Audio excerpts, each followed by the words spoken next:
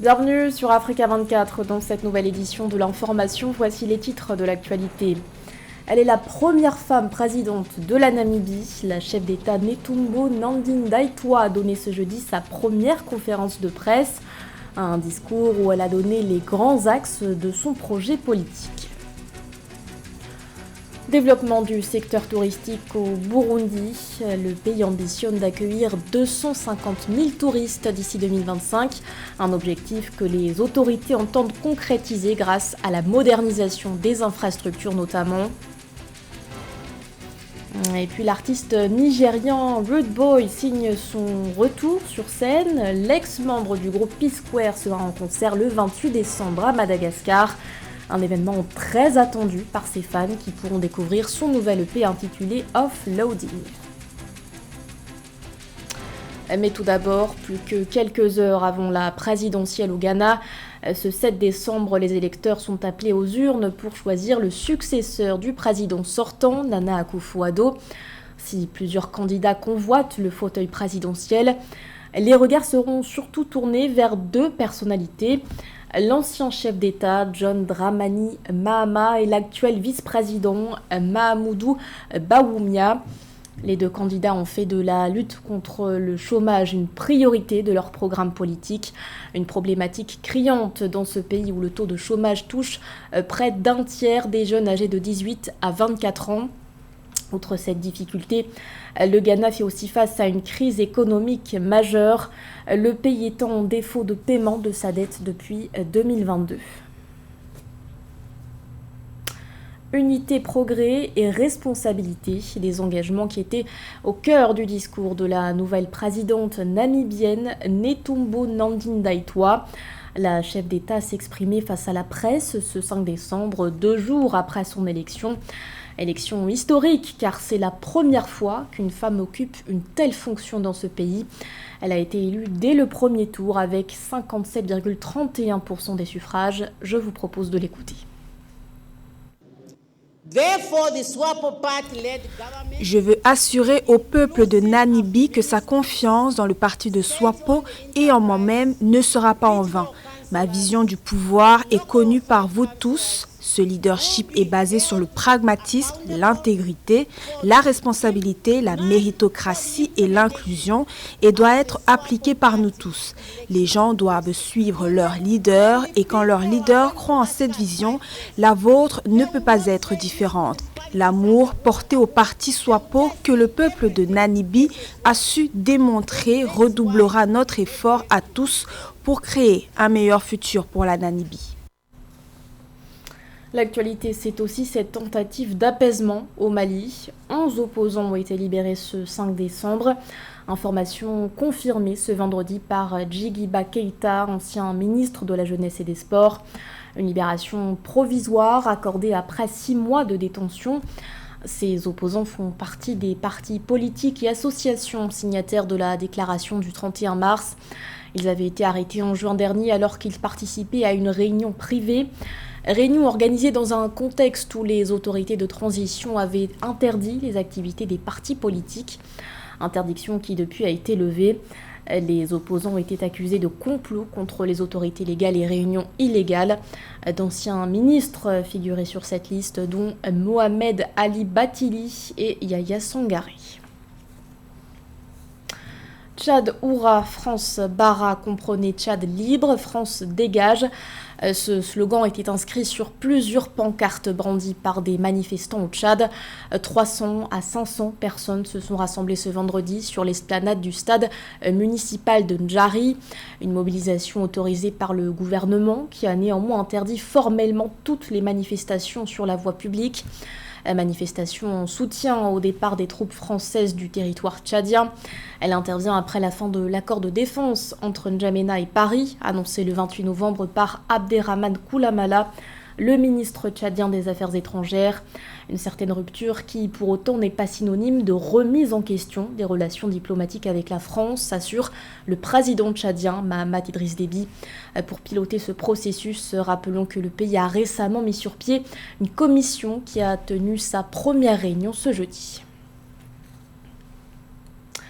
L'échéance se rapproche au Cameroun. Les contribuables ont jusqu'au 9 décembre pour effectuer leur déclaration d'impôt sur le revenu des personnes physiques. Une date repoussée à plusieurs reprises par les autorités, en cause notamment des difficultés d'accès à la plateforme de déclaration en ligne. Explication dans ce reportage de Joseph Moifou. Selon l'article 74 du Code général des impôts du Cameroun, toute personne physique ayant des revenus imposables, qu'elle soit résidente ou non résidente, est tenue de faire une déclaration annuelle de ses revenus. L'objectif est clair, permettre à l'administration fiscale de calculer avec précision l'impôt sur le revenu.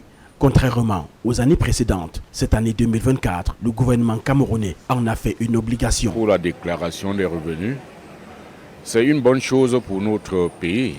Mais il y a beaucoup de difficultés qu'on rencontre. Cette démarche, qui devrait être simplifiée grâce aux plateformes numériques e-tax, e-service de la Direction générale des impôts, est pourtant minée par des bugs récurrents et un manque de sensibilisation. En effet, le même code prévoit des sanctions sévères pour non-déclaration, mais beaucoup d'usagers disent ne pas comprendre leurs obligations. Un gars qui fait des chantiers au quartier, par exemple, n'est-ce pas? Vous pensez qu'il va souscrire quoi dans ce qu'il gagne? Il faut que ça commence par ceux qui sont facilement identifiables, c'est-à-dire les Camerounais qui sont dans le service public et le service privé, et ainsi de suite. Le code prévoit que la déclaration doit inclure tous les revenus, notamment salaires, loyers, bénéfices professionnels ou dividendes. Mais pour faute de formation, certains contribuables se retrouvent démunis. Interrogés dans les rues de la capitale politique du Cameroun, les Camerounais louent l'initiative du ministère des Finances tout en demandant une prolongation des délais. Il est nécessaire, il serait judicieux de prolonger même encore sur 1 an, voire 1 an et demi, le temps de mieux sensibiliser les populations.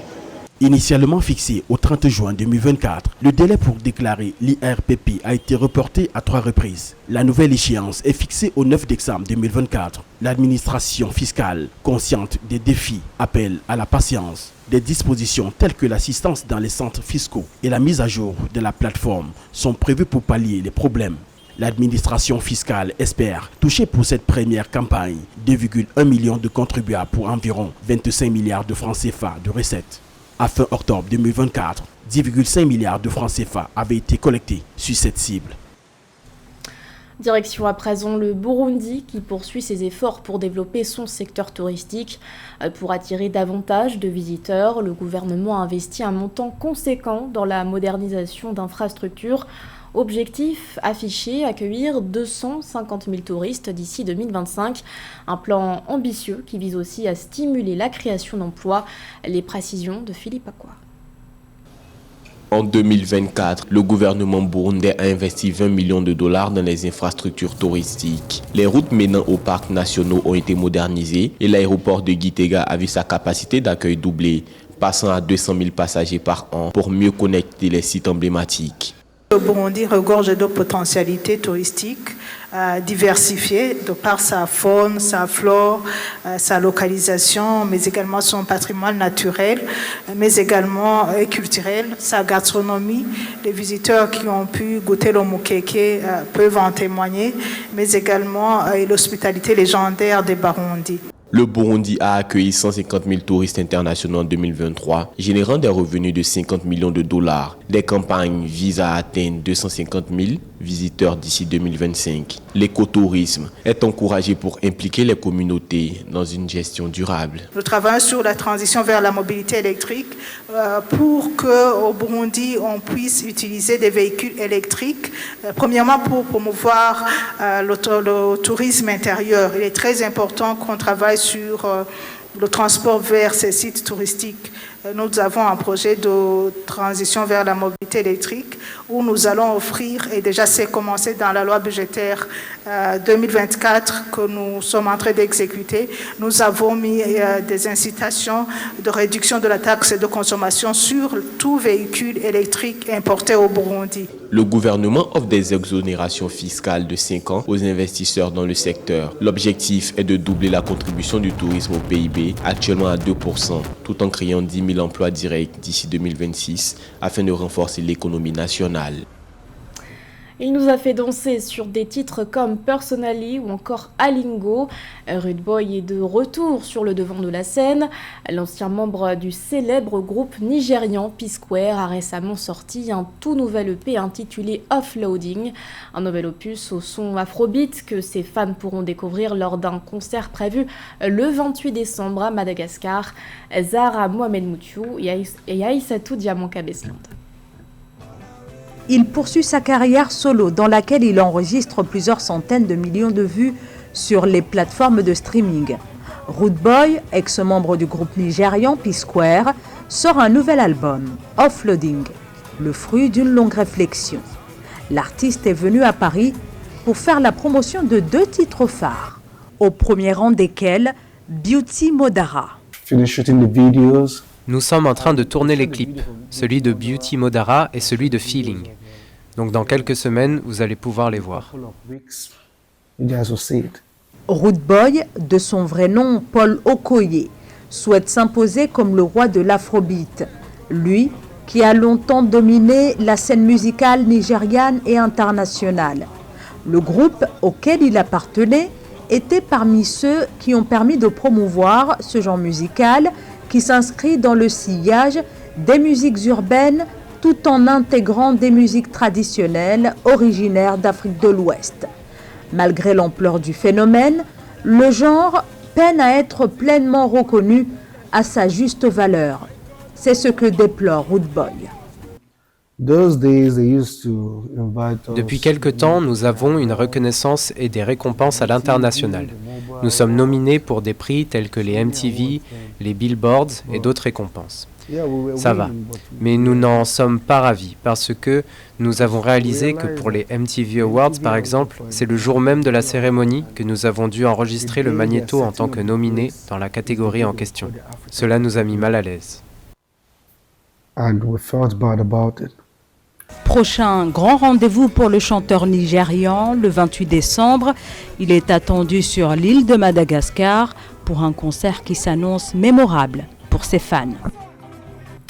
Du football à présent avec la Ligue des champions de la CAF et la Coupe de la Confédération. Plusieurs matchs seront disputés ce week-end. Parmi les rencontres attendues de ce samedi, dans le cadre de la Ligue des champions, le face-à-face phare de Rabat, Mamelody Sundowns, logé dans le groupe B. Le programme complet avec José Douglas.